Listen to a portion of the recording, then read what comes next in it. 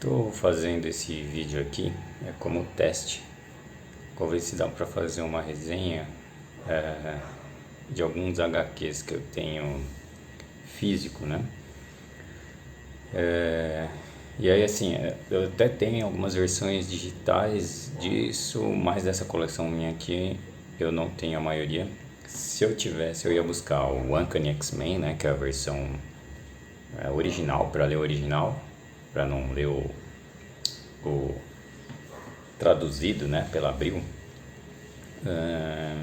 E eu vou começar por esse HQ aqui, porque foi o que eu peguei primeiro na caixa, e ele é bem emblemático. Tem até um comentário, né, tem um amigo meu que ele é desenhista, né, de HQs, o Jefferson Costa, e eu até comentei no perfil dele, né, no Instagram, falei, eu lembrei dele desse HQ aqui, porque ele citou que eu levava na escola, e eu falei, eu levava e um cretino de um colega nosso levou embora uma dessas, e essa era a edição que ele me levou embora.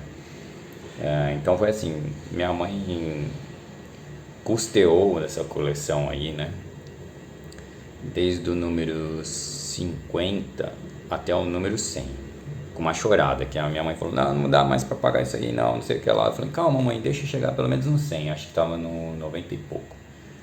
Então completo mesmo, eu só tenho dos 50 ao 100, né, da X-Men.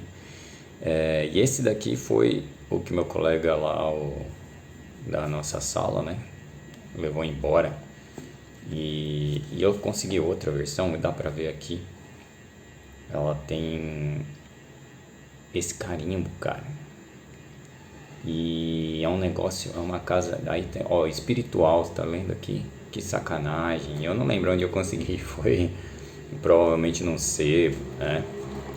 Olha aqui, ó. É um terreiro de um bandista de Carapicuíba, cara. Ou seja, isso aqui é um gibi roubado, um velho HQ roubado, né? Na época eu era moleque também, eu tava desesperado para recuperar. Foi bem depois, eu não lembro quando, mas eu tava desesperado para recuperar o único que tava faltando. Eu comprei do sebo com carimbo e tudo. E no final ficou isso, né? Com fita adesiva. Triste, né, cara? O meu tava lindão. Maldito Globo. E, cara, esse daqui é um dos melhores HQs, é uma das fases. Tem um fator emocional, né? Que você colecionar nessa época e tal, mas foi um dos melhores HQs. Mesmo assim, tentando isolar o emocional, eu acho que é um dos melhores HQs que eu já tive. É uma fase muito interessante ali do Chris Claremont no argumento, com o Mark Silvestre no lápis, né? E eu acho que o Scott Williams no nanquim, não, Dan Green no nanquim. E não foi o primeiro que eu adquiri, né? O 50, eu consegui o primeiro. Tinha uma feira livre, né? Ali na Moca, tem um espaço que era para feira livre, hoje não é mais. Que fica próximo à rua Taquari com a Rua dos Trilhos, né?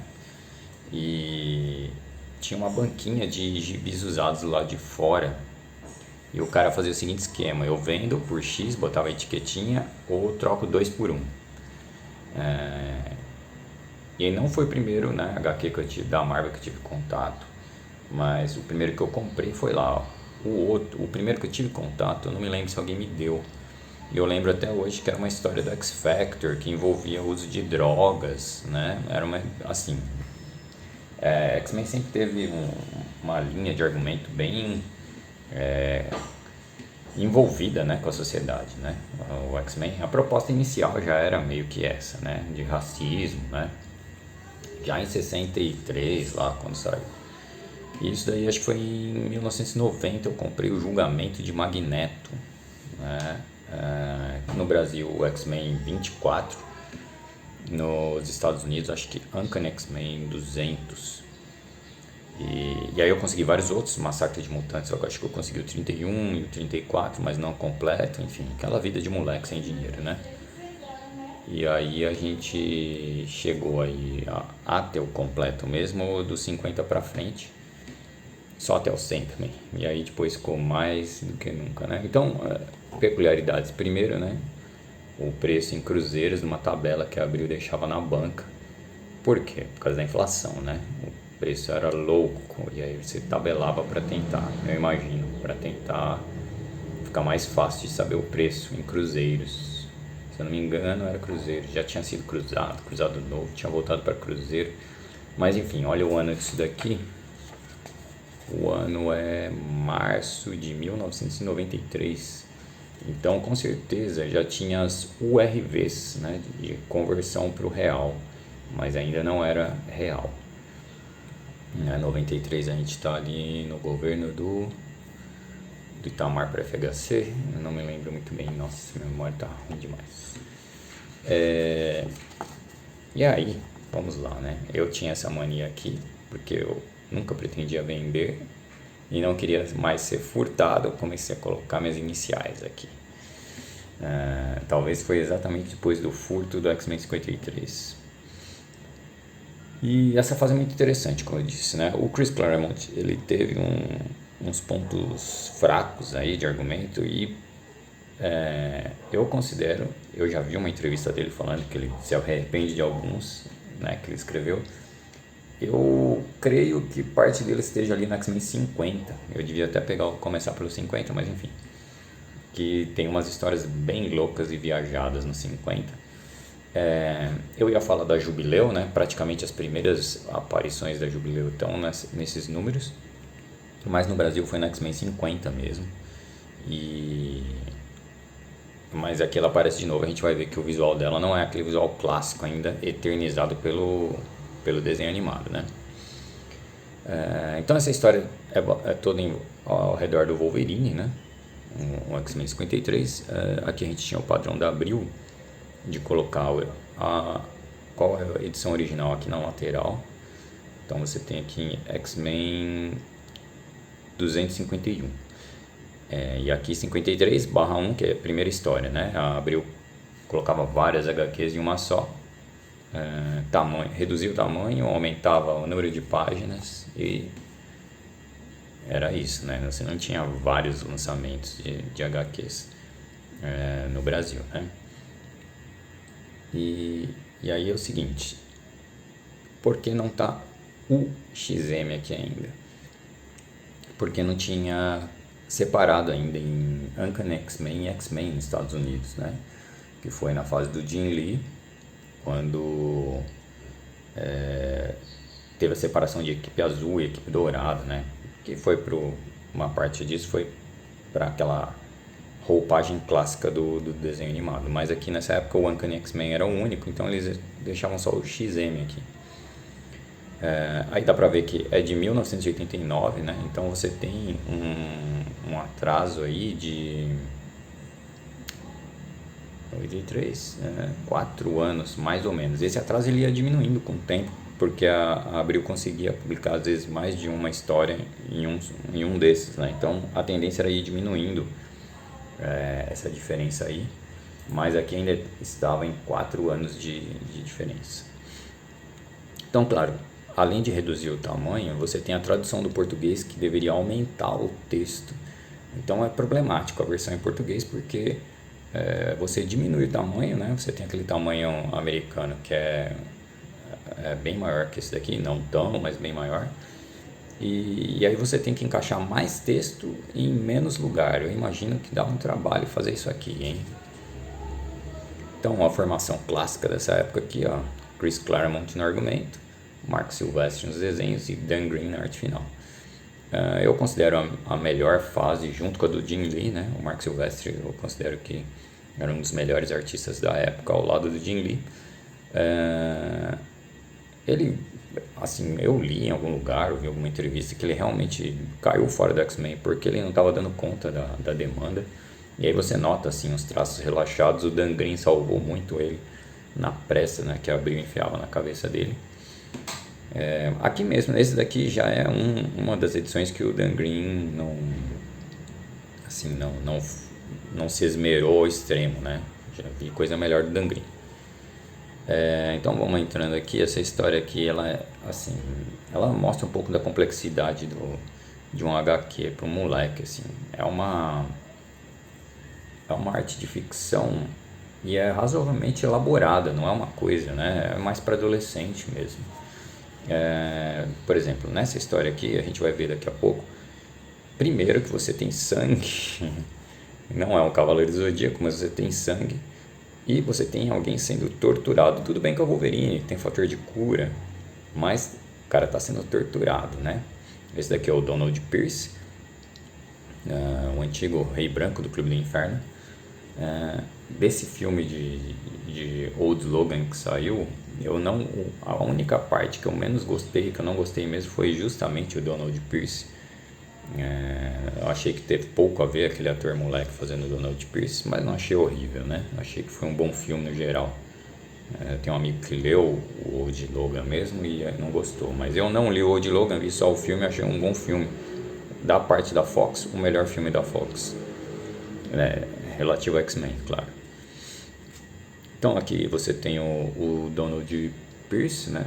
O líder dos carniceiros, como foi traduzido pela Abril. E, se eu não me engano, o nome em inglês é The Reavers, né? Reavers. E aí você tem aqui os 3 soldados, né? Do Cooler e mais 2, Reese, Malcolm, se eu não me engano, a Lady Lethal, Lindinho, o Esmaga-Ossos e o Racha-Crânio. Esses são os nomes em português, eu não vou lembrar dos nomes em inglês de todos. Dela é Lady Lethal, os 3 o mesmo, e deles acho que é Pretty Boy, e esses 2 eu não me lembro se eles traduziram exatamente. Eu acho que eles aparecem no jogo de fliperama, Nick Fury e Punisher. Eu acho que eles aparecem nesse jogo, mas eu não me lembro. E a gente tem o Wolverine aqui como sempre, né? Deixando o Pierce furioso. E aqui é a fase dos X-Men, que eles estavam na Austrália, né? Então ele tá torrando aí num X de madeira na Austrália.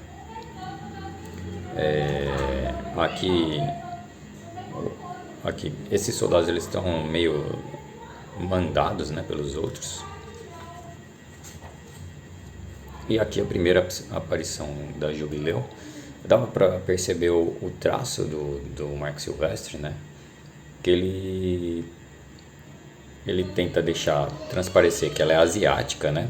Só que ele desenha um nariz um pouco largo, assim, então não é uma tendência japoneses, por exemplo. Se eu não me engano, ele depois isso é elaborado, que ela é filha de descendentes japoneses, eu não me lembro direito, tá? É mais comum em outras etnias asiáticas, eu não sei ao certo, tá?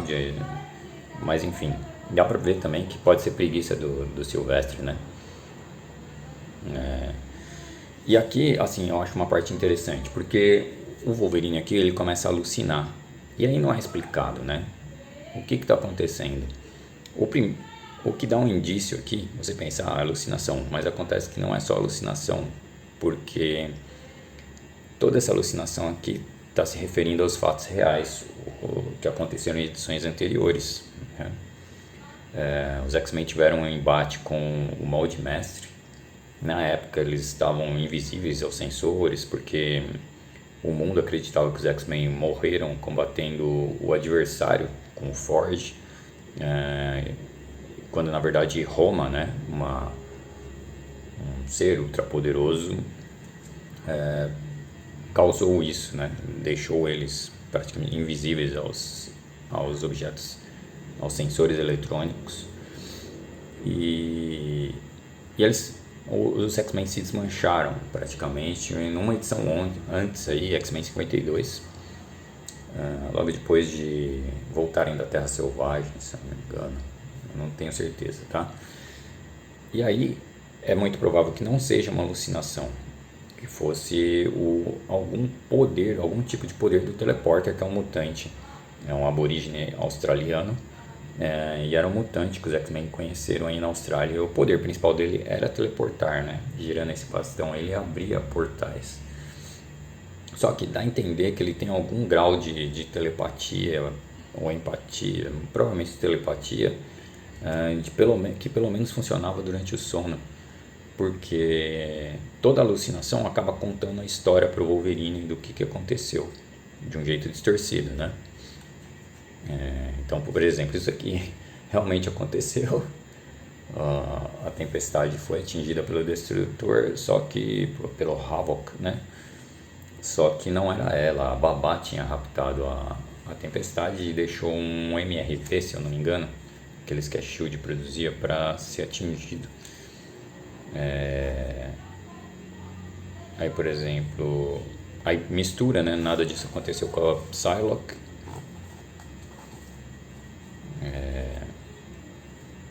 Bom, só alucinação, né? O Dente Sabre, o principal inimigo do Wolverine aqui.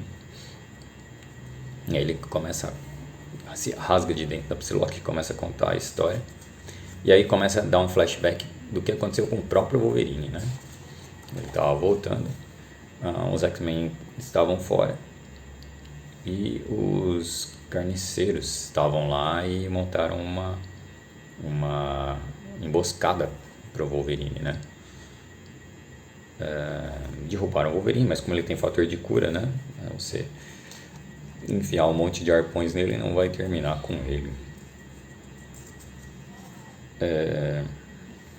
O Gun, né? O Gun morreu muito tempo antes. E a Kitty, né? Eu tinha um dos gibis da série do Wolverine no Japão, com a Kitty Pryde. Acho que ainda tenho. Se eu achar, eu vejo. E aí conta, né, o que aconteceu com o resto dos X-Men aqui por meio dessa alucinação.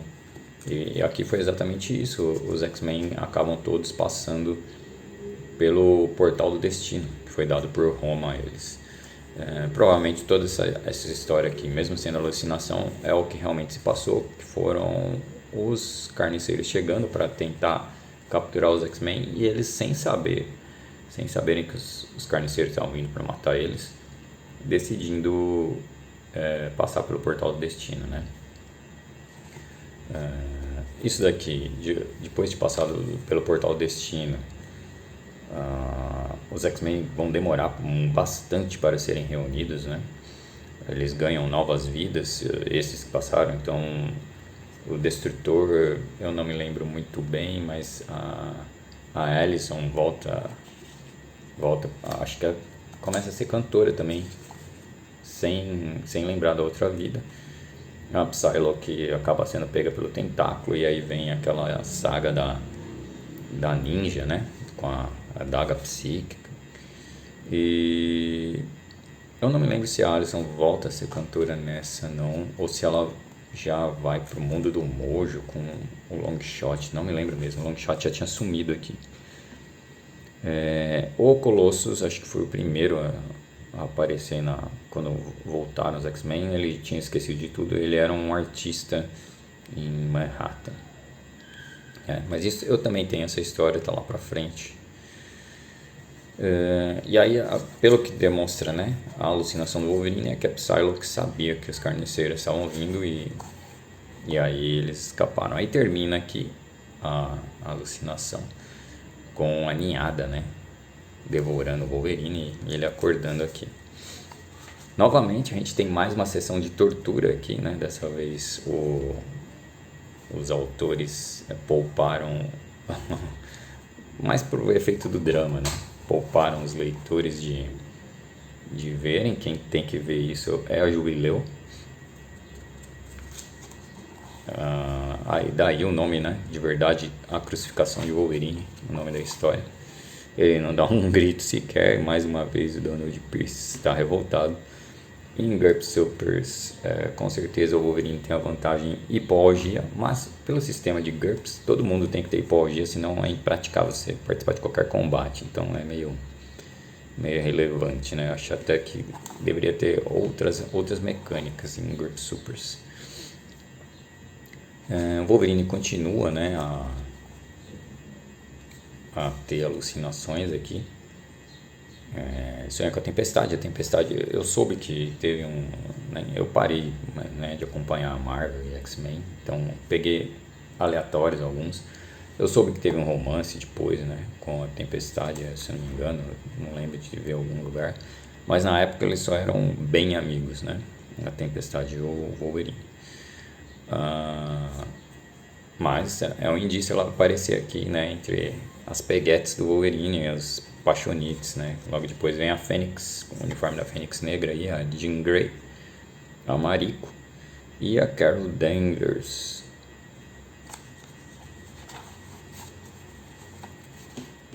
Novamente, as alucinações do Wolverine indicam a realidade aqui, então não se sabe. É o teleporter, é o próprio Wolverine, e esse é um plot que eu não me lembro de ter sido resolvido. É meio comum você ter subplots que até os autores esquecem, né? Depois de tanto tempo escrevendo, mas está aqui ela na forma de criança, que foi o que aconteceu realmente com a Tempestade. A babá reduziu ela à forma de criança. Quando ela retorna, quem encontra ela é o Gambit, primeira aparição do Gambit, tanto que na época ele chamava a Tempestade em português, né, de Tempestinha. Aí o Wolverine se perguntando, as alucinações falam, até mostram que os outros acham que ela está morta, mas ela não está morta. O Wolverine se questiona aí no meio das suas alucinações. Então notem que tem uma complexidade, né? Você tem, primeiro que você tem um plot que não é abandonado a longo prazo, então é difícil alguém pegar uma história do nada e entender. As temáticas são mais adultas do que o esperado, assim, se você pensar qual que é o público-alvo final, né, dos HQs. E tem tortura, tem alucinação, né, é complexo, assim. Para um adolescente eu acho razoável, né, pelo menos pra gente, e aí incentiva a criatividade, é a minha opinião, né. Bom, essa história aqui já está no final, né. A Jubileu queria resgatar ele, mas não tem coragem, né? Acho que já tinha aparecido os poderes da Jubileu no número 50. E aí quem se liberta é o próprio Wolverine. Ele já tinha farejado a Jubileu há muito tempo, né? Mesmo no estado deplorável que ele estava. E ele se dirige a ela pedindo ajuda. Na edição seguinte também é muito interessante, tem a caçada Wolverine, né? Então, só para completar, eu não vou parar aqui só na edição, porque eu estou fazendo a resenha do HQ da Abril. Então, o HQ da Abril não parava em X-Men, tinha as outras. Aqui a gente tinha aqui ó, dá para ver aqui o que é NMA 53, acho que é New Mutants Annual, número 5, história 3 do Novos Mutantes Anual. E aí tem a Dynamite, eu não me lembro qual que é o nome dela em inglês. O desenhista é o John Bogdanov, eu não gostava muito do estilo dele. Ele desenhou também Programa de Extermínio, e aí eu achava o desenhista mais fraco, assim, ele tinha uns desenhos legais, só que como é muito estilizado, eu não era um grande fã. Ele desenhou também a morte do Super-Homem, algumas eu tinha, né, algumas histórias lá da morte do Super-Homem na DC. E aqui, essa argumentista, praticamente eu só vi dessa vez aqui. Então, é a Judith Cursor Bogdanov, eu imagino que seja esposa dele, né. E aí você nota que é uma história meio Deadpool dela, né? E meio que o John Byrne fazia com a Mulher Hulk, quebrando a quarta dimensão, né? Que a gente chama. Que ela interage aqui com o desenhista, né? Esse desenho aqui está um pouco estranho, assim, o pé dela parece que está invertido. A gente tem, assim, né, alguns personagens que são mais sensualizados no seu vestir. E aí isso aí para adolescente é complicado, né? Olha aí. Para adolescente isso aí é complicado. Mas enfim, é mais um chamativo, né? Para o público-alvo realmente deve ser adolescentes. Aí eles devem tentar mesclar isso para tentar prender a atenção dos adultos por um tempo, né? Então, essa história para mim é bem relevante. Tem até o Doutor Destino. E acaba com Franklin Richards ali. Hulk aqui nessa época estava na forma cinza, né? O Hulk cinza, o Tiratema. Frank Castle. E aí vem a história de encerramento, se eu não me engano. Era comum nessa época X-Men ficar normalmente variando entre Novos Mutantes e X-Factor. E aí assim, X-Men era garantido que teria uma história dos X-Men, mas o resto não era garantido. Às vezes, dependendo da saga, Novos Mutantes ia aparecer em Hulk e X-Factor, em outros, né? Às vezes, sei lá, Vingadores, não me lembro muito bem. E era complicado. Se você queria acompanhar essas sagas de grupos que não tinham um gibi principal no Brasil, era complicado demais. Essa saga aqui, ela acho que aqui não é uma saga ainda, mas é como se fosse um prelúdio dos Novos Mutantes na saga em Asgard de novo, né? Ele já tinha estado em Asgard ali por volta do julgamento de Magneto, junto com os X-Men, mas dessa vez ia ser uma saga em que eles vão sozinhos para Asgard, sozinhos. Mas não tinha começado ainda. Se eu não me engano é nas próximas, então nos 53 lá para 60 eles vão. Novos Mutantes, era engraçado, eu tinha um primo que ele tinha algum problema psicológico, né, mas era bem mais velho que eu, mas ele ia em casa pra gente jogar botão e tal, e ele pedia os meus gibis pra ler, e ele só lia Novos Mutantes. Não, eu gosto do Mutantes. Ele não falava Novos Mutantes, falava Mutantes. E ele se interessou bem mais por Novos Mutantes do que por X-Men. Nem lia X-Men, só lia Novos Mutantes. Era uma pegada bem diferente, né? Se o outro é voltado para adolescentes, esse daqui é mais ainda, porque tem ainda os conflitos de adolescente mesmo. É um grupo de adolescentes, Novos Mutantes, né? Eles se tornariam X-Men no futuro, né? Essa era a proposta. Eram alunos da escola do professor Xavier. Então tem o míssil, né? A miragem. Esse avião é o Warlock, né? Um alienígena com tecnovírus. Eu não me lembro se essa raça ela tinha como se fosse uma simbiose com os tecnovírus, eu não me lembro mesmo. Se a raça inteira tinha o tecnovírus, não me lembro. Eu lembro que tem uma história que o Magus, o pai do Warlock, vinha pra Terra tentar buscá-lo. Aí tem a Rani, a magia, né? Ela tinha sido retornada à infância, acho que depois da saga Inferno. Isso aqui é logo depois da saga Inferno, né? Ela é irmã do Colossus, a Illyana. Próximo ali, nos meus últimos HQs que eu tive, ela morria, né, pelo vírus, a primeira vítima do vírus legado, que o Conflito deixou, o Strife. Conflito, eu acho que era uma espécie de clone do Cable. Cable era o filho do Scott Summers e da Jean Grey, que foi pro futuro, né, e voltou velho. Eu tenho a história onde ele vai pro futuro, que tá bem próxima dessa. E aqui tem o Rictor, a Dinamite, que a gente já viu, e a Rain, né? Acho que é o nome. Que se transforma em lobisomem, aí, uma espécie de lobisomem. Então acho que eles vão aqui para deixar a Illyana na casa dos pais do Colosso, que estavam vivos na época. Nem lembrava disso. A Dani tem o poder mutante de ver a morte, mas ela é uma Valkyria, né? O poder mutante é ver a morte se aproximando. Não, o poder de Valkyria é ver a morte se aproximando dos outros, né? Justamente porque é uma Valkyria. E o poder de mutante era projetar miragens, né? Daí o nome Miragem. Ah, sim. Nossa, eu esqueci o nome do rapaz que tem o poder do fogo. Mas também lembrei o nome de todo mundo, menos um. Tô no lucro.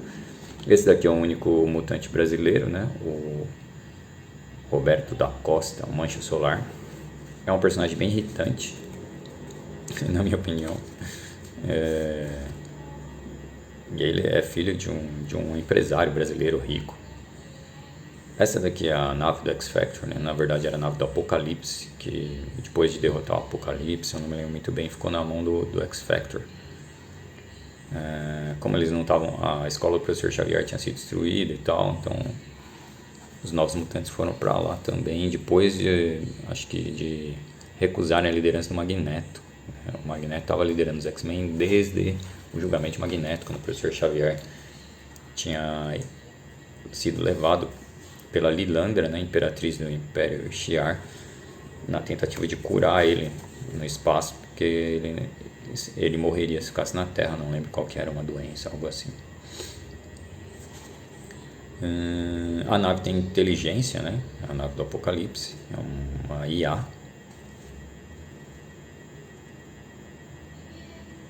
Eles vão ver o Doutor Estranho, vão procurar o Doutor Estranho aqui.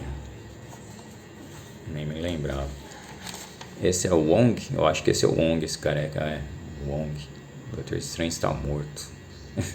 Não me lembro como é que tava, era difícil acompanhar a X-Men, imagina acompanhar toda a Marvel que estava acontecendo.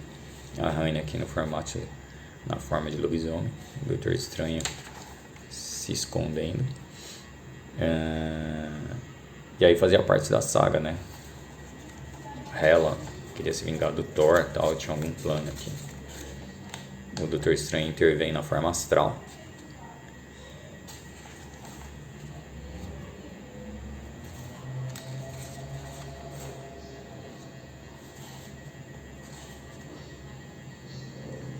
Todo um combate. Quem que tinha esse poder de campo de força mesmo?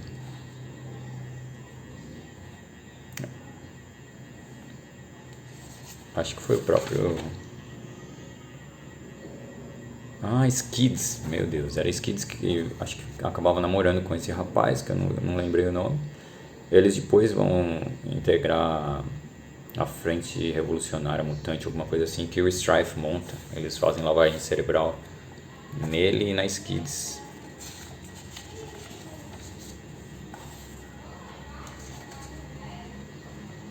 Ela lutando no plano astral. A Honey, desenhista, que eu não gostei muito dele, e quando ele desenha a Honey aí o desastre é completo. Aqui tá a Hela, né? É engraçado que a do cinema ficou bastante parecida. O Loki não, mas a Hela sim. Aí, como eu disse, eles conseguiam alcançar, diminuir a distância de tempo fazendo isso, né? Cabiam duas histórias. No caso, em vez de duas histórias dos X-Men, nesse mês, eram duas histórias dos Novos Mutantes. Aqui era o John Bogdanove. Não, Rick Leonard. Eu gostava do desenho do Rick Leonard, embora fosse estilizado. O X-Men 25, o duelo pela liderança dos X-Men, Ciclope vs Tempestade, é desenhado pelo Rick Leonard. É bem estilizado, mas eu gostava.